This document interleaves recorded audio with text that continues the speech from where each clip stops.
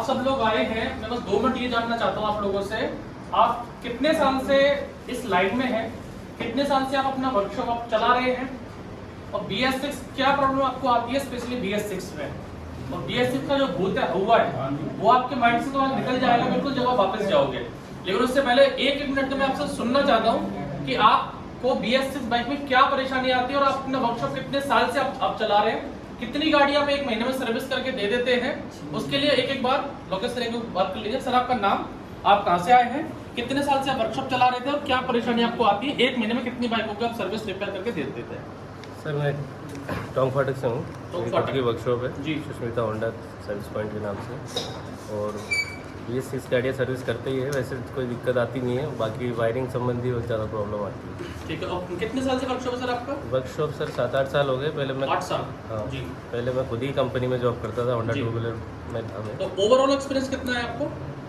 14 साल कंपनी में। 14 साल से आप इस लाइन में ही हैं। ठीक है सर, आप कहाँ से हैं, कितने साल से वर्कशॉप है, कितना आपको एक्सपीरियंस है और क्या परेशानी आपको आती है? मेरा नाम योगेश कुमावत है, मैं टोंक फाटक जयपुर से मेरा वर्कशॉप है और मैं पिछले 15 सालों से इस लाइन के अंदर हूँ। और अभी तक की जितनी भी गाड़ियाँ बाज़ार में चल रही है और उससे पहले जो चला करती थी टू स्टॉक वगैरह, मैं उस समय से काम कर रहा हूँ।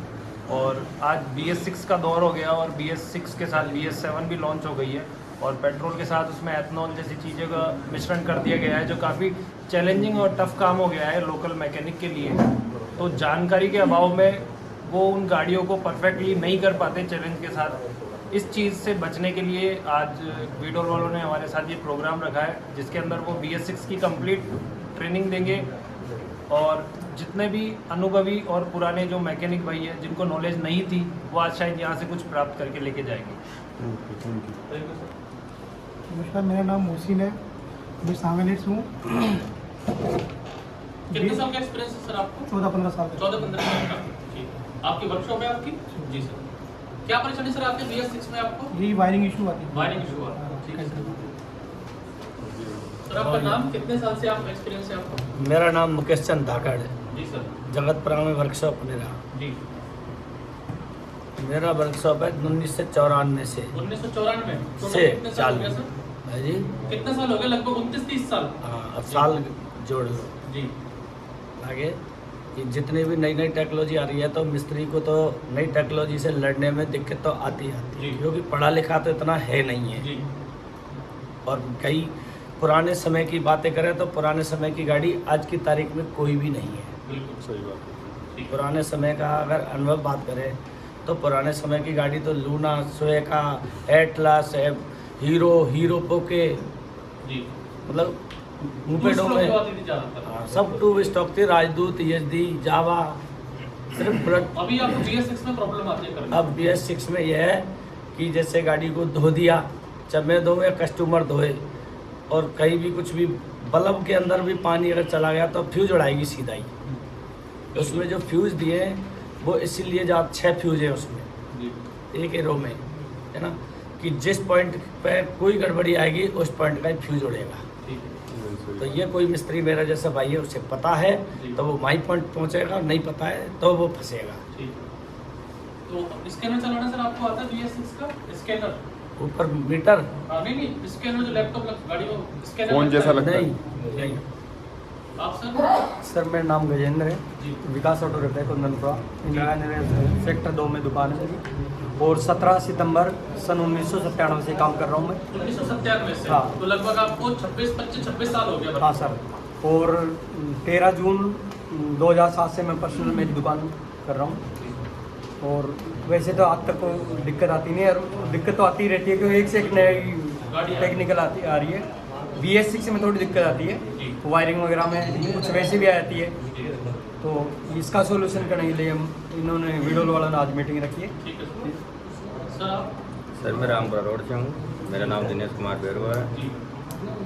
उसमें मेरे कितने को साल का एक्सपीरियंस सर आपको पूरा? मेरे को 17 साल। 17 साल। जी। जी। 5 साल से 6 साल से मेरी अलग पर्सनल दुकान है। जी। और वायरिंग BS6 में तो वायरिंग में प्रॉब्लम आती है और कुछ भी नहीं। ठीक है सर। मेरा नाम महेंद्र है, मेरी दुकान जोतड़ावाला में है और वायरिंग इशू आते हैं। मेरा नाम नेमचंद भैरवा है। माल की डाइनिंग दुकान है, सांगलेर माल की डाइनिंग के अंदर दुकान है। मैं 8-10 साल से काम कर रहा हूँ बाइक का। और बाकी BS6 में वैसी कोई प्रॉब्लम नहीं आती तो बस थोड़ी सी वायरिंग में प्रॉब्लम आती है, उसको कोई दिक्कत नहीं आती। मेरा नाम सुपाल कुमार हुआ। मैं इसी ऑटोमोबाइल में अभी यहाँ में शिफ्ट कर रहा हूँ, जिसमें से BS6 इंजन में काम कर रहा हूँ। सर मेरा नाम कुणाल महावर है। हमारी शॉप ब्रह्मपुरी में मुझे 6-7 साल का एक्सपीरियंस है 6-7 साल और पापा के साथ मैं काम करता हूँ। मेन BS6 में ये दिक्कत आती है, जैसे वायरिंग की हो गए, कभी करंट चल जाए तो उसके लिए ECU को चेक करो, वो है मेन ECU में भी आती है दिक्कतें। Okay okay. तो स्कैनर चला लेते हो? नहीं, हमें स्कैनर नहीं आता चलाना। ओके, आज सिखा देंगे आपको। मेरा नाम शेखर कुमार है और जो है इंडिया गेट में दुकान है। 6 साल का एक्सपीरियंस है, 2 साल में खुद बोला हूँ वो वायरिंग। आगे जो R&D है, R&D कौन करता है? जैसे हीरो होंडा का R&D प्लांट है कूकस पे, आप देखते होंगे दिल्ली रोड पे। उनका काम क्या है? वहाँ पे ना तो बाइक बनती है ना मैन्युफैक्चर हो रही है कि हम इस इंजन में ऐसा क्या करें जो ये अच्छा एवरेज दे और इसमें हमारा ब्रेक डाउन है या फिर जो पार्ट घिसने वाले पार्ट है वो हमारे कम से कम घिसे। वैसे तो विडोल ऑयल है जो बहुत अच्छा ऑयल देता है आपको, पार्ट्स कम घिसते हैं, अच्छा ऑयल चलता है, सर बैठे हुए हैं। लेकिन R&D प्लांट का भी काम है कि हम लोग सस्पेंशन, शॉकर, इंजन वायरिंग ये करें।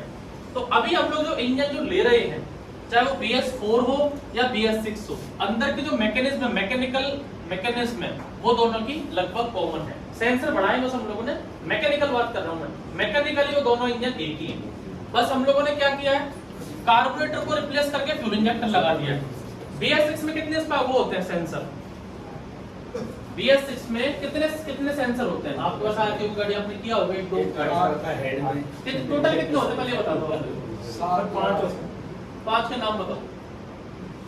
टोटल पोजीशन सेंसर, हाँ, ऑक्सीजन सेंसर, हाँ, थर्मल सेंसर,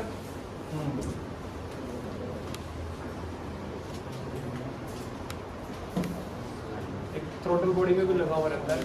देखो लगभग आपके BS6 में 7 सेंसर होते हैं, 7 सेंसर। 7 सेंसर आपके रहेंगे जो आपकी एयर कूल्ड बाइक है, एयर कूल्ड और या फिर लिक्विड कूल्ड। लिक्विड कूल्ड में भी ऑयल कूल्ड। जो पल्सर आपकी 180 आती है उसमें रेडिएटर लग रहा है, क्या चलता है, पानी या ऑयल?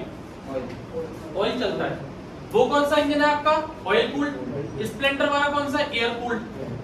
फिर हमें पानी की जरूरत क्यों पड़ी हमें R15 वगैरह में? पानी वाली जो कूलेंट है उसकी जरूरत क्यों पड़ी हमें? अगर ऑयल से हम रेडिएटर ठंडा कर सकते हैं, ये क्यों लगाया हम लोगों ने? पानी क्यों डाला? इंजन में पानी क्यों डालते हैं हम लोग? बताइए आप में से कोई भाई। ठंडा करने के लिए तो इसमें ऑयल को भी ठंडा करना, लिक्विड पल्सर 180 खूब चल रही है, ये भी ठंडा कर रहा है। पानी को क्यों लिया? या अगर पानी लिया तो फिर ऑयल क्यों लिया? क्या रीजन है इसका?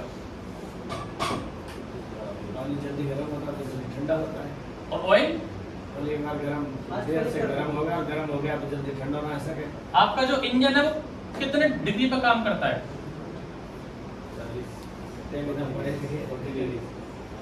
मैं बताऊं,